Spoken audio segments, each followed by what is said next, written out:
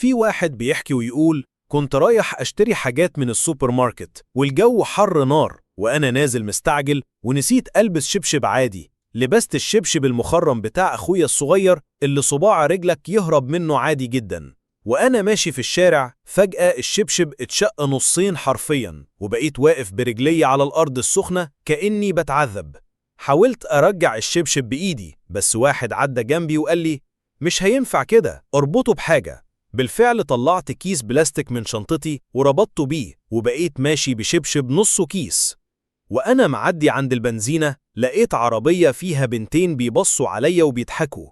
واحدة فيهم قالت: يا ماما، هو ده الترند الجديد؟ كيس بلاستيك على الرجل؟ أنا ابتسمت عشان أعدي الموقف، لكن قلبي بيتكسر من جوه، مش من الضحك، من البلاستيك اللي قطع صباعي. رجعت البيت، أول حاجة عملتها قطعت الشبشب ده نصين تاني وقلت لأخويا: خلي ترندك ينفعك. لو كنت مكاني هتكمل مشي عادي ولا هتشتري شبشب جديد فوري؟ اكتب رأيك في الكومنتات، وما تنساش اللايك والاشتراك عشان القصة الجاية فيها فضايح مش فوانيس.